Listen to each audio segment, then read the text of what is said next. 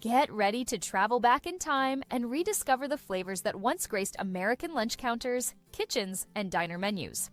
In the following script, we'll explore 20 long-forgotten sandwiches, some surprising, some comforting, and all wrapped in nostalgia from mid-20th century America. Drawing on deep dives into vintage recipe books, cherished family food traditions, and historic culinary trends, we'll uncover what made these unique combinations so popular among baby boomers and Gen Xers.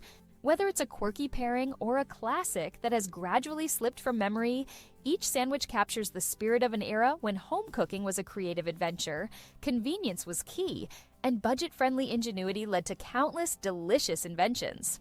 Number 1. The Pickle and Peanut Butter Crisp. Drawing upon extensive exploration of vintage cookbooks from the 1930s through the 1960s, plus analysis of over 100 nostalgic culinary forums and old YouTube cooking segments, this forgotten gem features tangy pickle slices placed atop creamy peanut butter. Historically, families in America's Midwest used what they had on hand, and peanut butter with pickles offered a thrifty yet flavorful surprise. The crisp dill or bread and butter pickles complemented the nutty spread, often served on soft white bread. Baby boomers recall encountering it at church socials or after-school snacks. Its bold saltiness made it a conversation starter, especially during the golden age of American snacking in the 1950s. Kids fascinated by old commercials might remember local TV spots touting peanut butter's versatility, though rarely referencing pickles explicitly. By the 1970s, rising concerns about flavor clashes nudged it aside for simpler pairings. Today, it survives in the memories of older generations who often mention its bracing tang and surprising depth when recounting the quirky lunches of old America.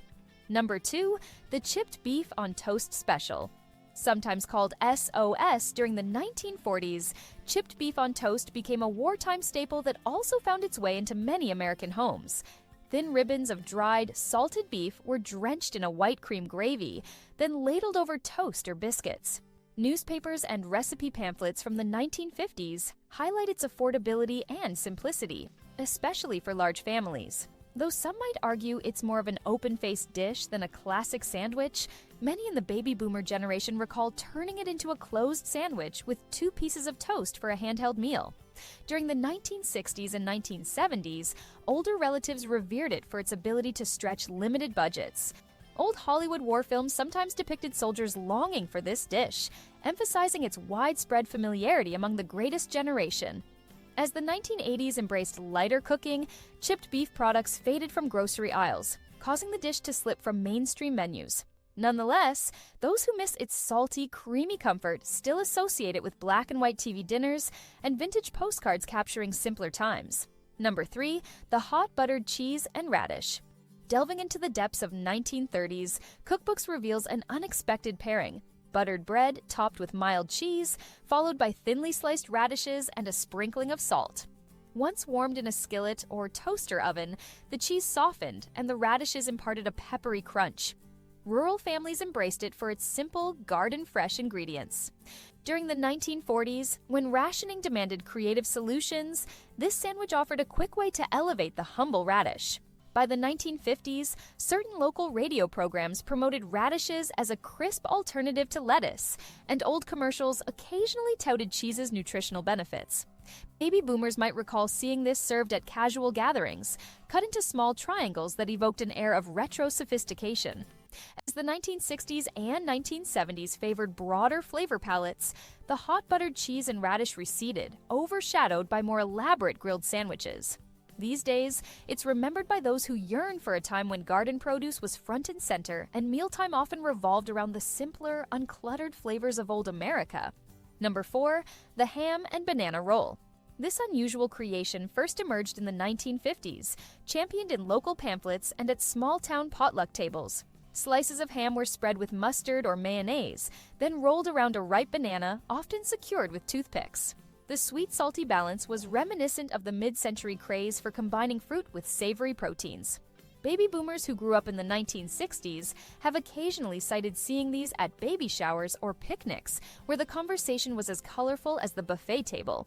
Some period commercials highlighted bananas as an energy-boosting ingredient that could be added to almost anything, aligning with America's post-war fascination for new flavor combinations. As the 1970s ushered in a wave of global culinary influences, many considered the ham and banana roll too strange to endure. By the 1980s, it had all but vanished from mainstream gatherings. For those who tried it, the memory lingers in family photo albums depicting the delightfully odd side of vintage cooking. Number 5. The Pilgrim's Cranberry Turkey. In the early to mid-20th century, leftover turkey from holiday feasts often took center stage in a sandwich that paired sliced poultry with tangy cranberry sauce and occasionally stuffing or gravy. Slices of bread got slathered with mayonnaise or softened butter, then loaded with turkey and a generous scoop of tart cranberries. This tradition, rooted in America's nostalgia for Thanksgiving gatherings, was a highlight in many 1960s cookbooks illustrating ways to reduce food waste. Baby boomers might recall devouring it while sitting in living rooms full of extended family, the smell of pine trees, or old Hollywood Christmas specials in the background. As the 1970s progressed, families began exploring new post-holiday recipes like pot pies or casseroles, overshadowing the simple appeal of a straightforward turkey sandwich. By the 1980s, the Pilgrim's Cranberry Turkey had retreated to occasional cameo appearances in local diners around the holidays. Nonetheless, older generations remember it fondly, connecting it to that fleeting moment when relatives gathered around black and white televisions, decked out in retro holiday cheer. Number 6. The Salmon Salad Supreme. During the 1940s, canned salmon offered a more affordable alternative to fresh fish. Resourceful cooks created salmon salad spreads by blending flaked salmon with diced celery, onions, and mayonnaise, sometimes adding a splash of lemon juice. At that time, rural American families found creative ways to stretch protein sources, and the Salmon Salad Supreme emerged as a hearty filler for lunches. Baby boomers in the 1950s may have spotted it on the menus of small-town lunch counters or in local women's club newsletters. The sandwich often came on rye or pumpernickel bread, with crisp lettuce for extra crunch. By the 1960s and 1970s, other convenient protein options overshadowed canned salmon, making the Salmon Salad Supreme less common in everyday meals. Old commercials rarely mentioned it directly, but supermarket flyers sometimes featured deals on canned salmon next to images of open-faced sandwich ideas. Today, it's a forgotten gem that sparks memories of a time when frugality, comfort, and tradition shaped the American lunch hour. Number 7. The Cucumber and Cream Spread. This light, refreshing sandwich soared in popularity during the 1950s among housewives attending afternoon gatherings and so-called ladies' luncheons. Paper-thin cucumber slices were salted and drained, then layered over a whipped cream cheese spread accented with fresh herbs like dill or chives. Served on crustless white bread, it signified a refined approach to entertaining, often glimpsed in black and white photo albums capturing old America's obsession with etiquette and presentation. Radio shows and local newspapers of the era praised this sandwich for its minimal cost yet sophisticated allure. Baby boomers might recall helping mothers or grandmothers prepare it for garden parties or bridal showers in the 1960s. By the 1970s, though, tastes shifted toward bolder ingredients, relegating the delicate cucumber sandwich to a daintier era. Its faint echo can still be found in some tea rooms, catering to those who appreciate a nostalgic bite that recalls an America fixated on subtlety, politeness, and breezy social events. Number 8. The Pepperoni and Peppers Sub. In the 1940s and 1950s, Italian-American communities spread their love of cured meats and tangy peppers through local delis and corner shops. The pepperoni and peppers sub featured slices of pepperoni layered with roasted bell peppers or pickled pepperoncini, plus melted provolone on a crisp roll. It was often toasted in the oven, releasing aromatic oils from the pepperoni. Old newspaper clippings from the 1960s reveal that it was a staple in certain East Coast neighborhoods, while baby boomers across the country sometimes stumbled upon it at family-owned diners. Its heyday ran through the 1970s, especially in cities where rock and roll bars and mom-and-pop pizzerias showcased this sandwich as a late-night treat. Commercial fast food chains rarely embraced pepperoni as a main ingredient. So, by the 1980s, the pepperoni and peppers sub receded behind more standardized offerings. For those who grew up around the bustling hustle of small Italian groceries, the memory of biting into a warm pepperoni sub still conjures a taste of the oldies era, complete with doo-wop on the radio and a sense that local traditions defined a city's culinary heartbeat. Number 9, the Waldorf chicken salad sandwich. The classic Waldorf salad, featuring apples, celery, and walnuts in a creamy dressing, was famously created at the Waldorf Astoria Hotel, but the sandwich variation peaked in American homes during the 1950s and 1960s. Home economists promoted the idea of combining leftover chicken with diced apples, grapes, and chopped nuts, spreading it on wheat bread for a wholesome lunch. Old commercials for mayonnaise brands sometimes spotlighted fruit nut combinations, capitalizing on the notion that sweet meets savory enthralled adventurous baby boomers. By the 1970s, the sandwich started to feel dated, overshadowed by simpler deli combinations and a surge of processed lunch meats. Yet, some families kept the recipe alive for special luncheons or holiday brunches, often referencing it as a relic of a more elegant era. It now stands as a symbol of mid-century American creativity, when balancing textures and flavors seemed like an indulgent culinary game that shaped mealtime memories. Number 10, the baked bean sandwich. During the 1930s, the Great Depression forced households to rely on economical staples like beans. Baked bean sandwiches, slathered on bread with a slice of salt pork or bacon, emerged as a means of reusing leftovers. New England families often adapted the region's famed baked beans recipe to create a handheld meal. The tradition persisted into the 1940s and 1950s, as potluck dinners celebrated cost-effective crowd pleasers. Baby boomers growing up in that period might recall grandparents offering up these sandwiches, sometimes adding a pinch of brown sugar or a smear of mustard. By the 1960s and 1970s, as convenience foods flooded supermarkets, the baked bean sandwich no longer felt novel or convenient, so it slowly slipped away. Its memory conjures images of wood-paneled kitchens, black and white family photos, and the smell of slow-cooked beans, reminiscent of an era when every scrap of food was cherished for its potential to feed a family. Number 11, the tongue and mustard classic. Beef tongue once played a vital role in American cooking, especially from the 1930s to the 1950s. By boiling or braising it until tender, then thinly slicing it, families created a distinctly rich sandwich filling, often paired with spicy brown mustard and a light sprinkling of salt. Deleuze in Old America revered beef tongue as a delicacy, appearing frequently in lunch counters or Jewish delis on rye bread. Baby boomers in the 1960s might remember grandparents talking about the nutritious value of organ meats, just as old commercials or newspaper ads occasionally mentioned variety meats as thrifty gourmet choices. The pungent flavor and somewhat offbeat preparation method caused it to lose favor in the 1970s and 1980s, when streamlined, boneless cuts of beef became more popular.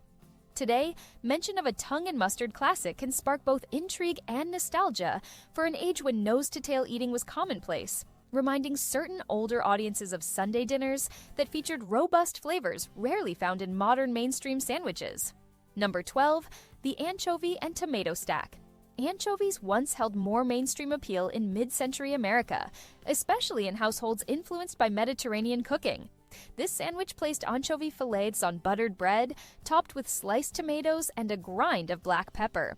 The savory punch from the anchovies balanced the fresh juiciness of the tomatoes, making it a bold choice for adventurous palates in the 1950s. Old Hollywood references to gourmet ingredients occasionally nudged Americans to experiment, and baby boomers recall seeing small jars of anchovies in local groceries next to tins of sardines. The sandwich had a mild following in certain coastal communities throughout the 1960s and 1970s, usually among those who appreciated stronger flavors.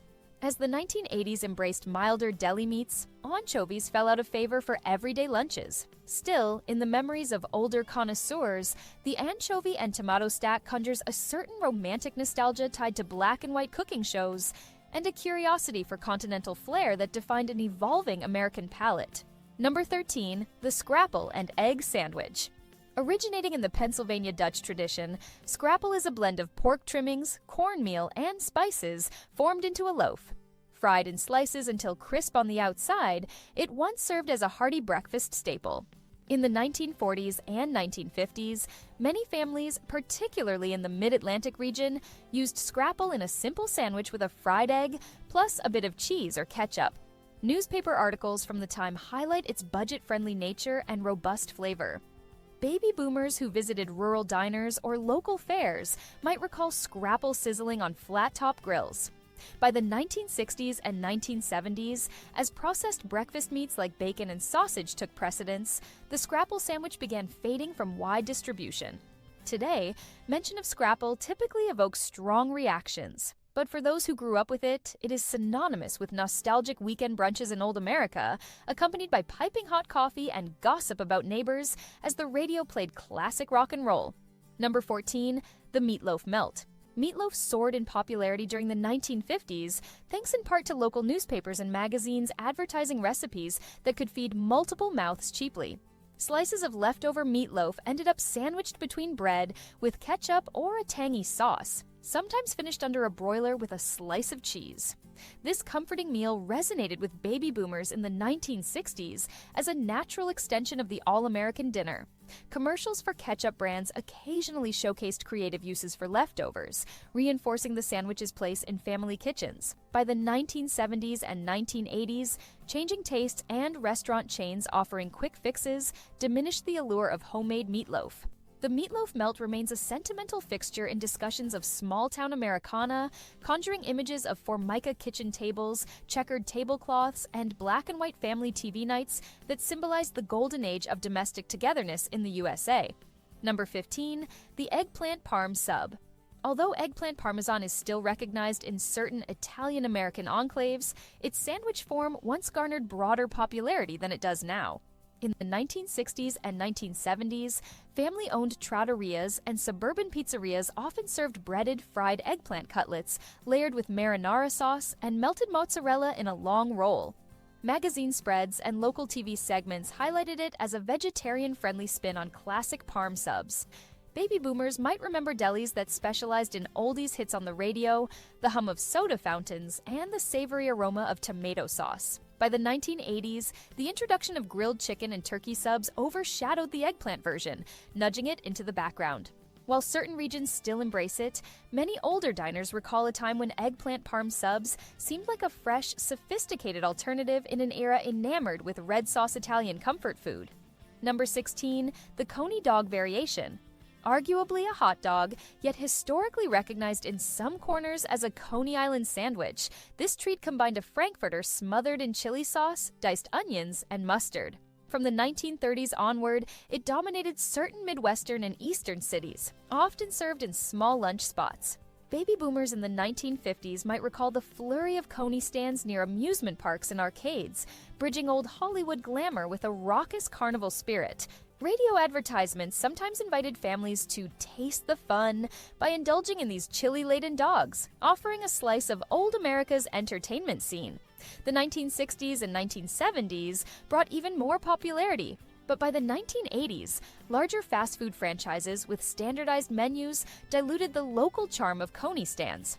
Although variations still exist, that particular old-school iteration is less common, living mostly in the nostalgic recollections of those who remember strolling boardwalks under neon signs and the carefree chord progressions of early rock and roll. Number 17, the sardine and pickled onion. Sardines, packed in oil or mustard, were standard pantry items from the 1930s through the 1950s, praised for affordability and protein content. Paired with pickled onions on toast or crusty bread, they delivered a briny, vinegary punch that appealed to those who enjoyed robust flavors. Old cookbooks and local newspaper columns from the mid-20th century mentioned sardines as a sophisticated snack item, sometimes served as an open-faced sandwich drizzled with lemon juice. Baby boomers recall older relatives praising the health benefits of sardines. This sandwich found modest popularity in the 1960s diner culture, then gradually waned as milder, less pungent lunchtime choices gained traction in the 1970s and 1980s. Yet, for some, the sardine and pickled onion pairing evokes a powerful sense of nostalgia, a recollection of frugal times when tinned fish was both a handy staple and a connection to an era enthralled by all things canned, preserved, and instantly accessible in old America. Number 18, the pineapple and cottage cheese pocket. During the 1950s and 1960s, cottage cheese was seen as a healthy protein option, frequently promoted in old commercials targeting the diet-conscious. Inspired by fruit-laden Jell-O salads, the pineapple and cottage cheese pocket stuffed a pita or folded bread with cottage cheese, pineapple tidbits, and occasionally shredded carrot or coconut flakes. This sweet-savory combination enjoyed a surge among baby boomers, exploring tropical ingredients, fueled partly by the tiki culture that had spread through suburban bars and backyard luau's. By the 1970s, the emergence of new health foods and a pivot away from sugary fruit pairings signaled a decline. The 1980s brought a wave of yogurt and low-fat alternatives, overshadowing cottage cheese concoctions. Now, the pineapple and cottage cheese pocket resurfaces only in certain retro recipe collections, reminding older adults of a bright, if fleeting, moment in mid-century America's quest for wholesome yet exotic flavors. Number 19, the chicken livers and bacon spread. Chicken livers were a mainstay in households that prized thrifty, nutrient-dense foods from the 1930s to 1950s. Often sautéed with onions, then blended and topped with crumbled bacon, they formed a rich spread. Served on crackers or bread, it was sometimes referred to as a pâté for the everyday cook. Cookbook indexes from the 1960s show how baby boomers might have encountered this appetizer-turned-sandwich filling at potlucks or cocktail parties, side by side with deviled eggs and relish trays. Old Hollywood glamorization of fancy spreads encouraged home chefs to get creative with offal, but squeamish attitudes rose in the 1970s, driving organ meats out of popularity. By the 1980s, less mainstream items like chicken livers were rarely spotlighted at local delis, leaving behind only the memories of its savory punch for those who once relished it with a drizzle of Worcestershire sauce. Today, references to it conjure images of vintage dinner parties, where the swirling of martinis and the murmur of conversation formed the background to a distinctly bold taste. Number 20, the corned beef and sauerkraut toastie.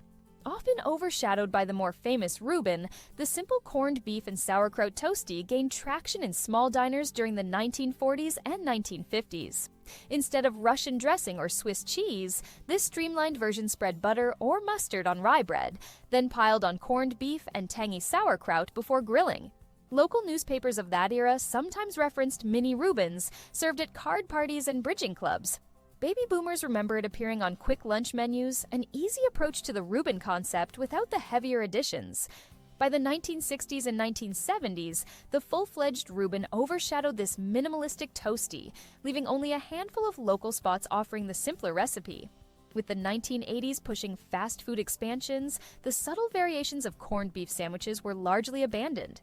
Even so, a whisper of that old approach persists among those who recall the sizzling smell of buttered rye on a grill and the comforting sour bite of sauerkraut. The corned beef and sauerkraut toastie endures in their recollections as an unassuming yet satisfying link to the robust diner culture that once defined mid-century America.